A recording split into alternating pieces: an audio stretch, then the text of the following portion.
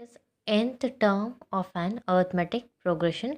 So generally we can write that arithmetic progression sequence in terms of t, t1, t2, t3 and so on. So here first term t1 which is written as a, and the difference between these two consecutive terms, that is common difference, equal to d.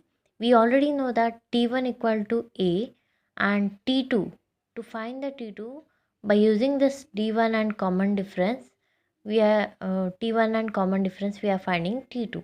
So t2 is equal to t1 plus d. So t1 is a, we already know that, plus d, which is equal to a plus 2 minus 1 d. Why we are writing here 2 minus 1? So here with the d, it contains the digit 1. So nothing will be there, means it is 1. So 1 d. So we can write a plus 2 minus 1 d. Similarly for the t3, t3 equal to t2 plus d. So which is equal to a plus 2d. 2 we can also write it as 3 minus 1. That's why a plus 3 minus 1 into d. And next one, t4 equal to t3 plus d.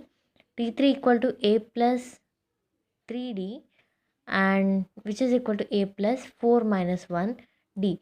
So if it is 4 here, then here it becomes 3 or 4 minus 1. If it is 3 here, then 3 minus 1. 2 here, then 2 minus 1. If you are finding t5, then here a plus 5 minus 1 into d.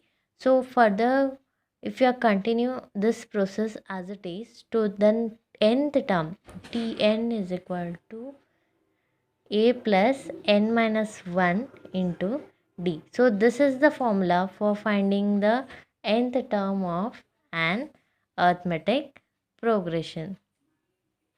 Okay, now we are using one example for this formula to find the number. So here I'll give one example: 2, 4, 6, 8, 10. This is the sequence of arithmetic progression. We have to find 30th term of this sequence. So here a, how to find? A is equal to t1. We already know that, that is 2. So a equal to t1 equal to 2, and n is nth term, which is 30th term. So the term t30 we have to find. We already know that a and n, we have to find t30. Before that, finding t30, we have to find d. So we already know that d is equal to t2 minus t1. So t2 is equal to 4, t1 is equal to 2. So 4 minus 2 equal to 2. Similarly, d is equal to t3 minus 2 equal to 6 minus 4 equal to 2. So in both the cases, common difference d is constant, which is same. That's why d is equal to 2. By using this a, n, d, we have to find t30, means 30th term. So we already know that nth formula, that is tn equal to a plus n minus 1 into d. Write down here, tn is equal to a plus n minus 1 into d. So in the place of tn, we have to put t30.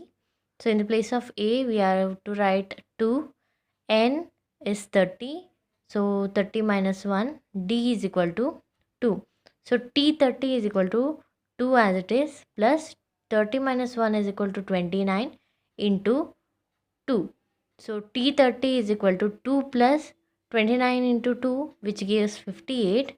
So t30 is equal to 2 plus 58 equal to 60.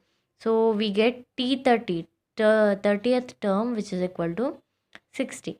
So therefore 30th term is in given arithmetic progression is 60. So this is the answer to finding the 30th term with the help of nth formula.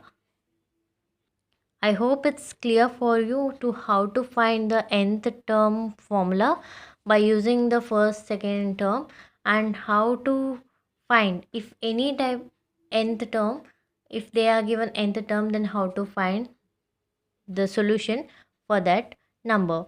If you know that Tn formula, then we can find any Tn term, nth term sum or solve that nth term if we are know that a, d and n.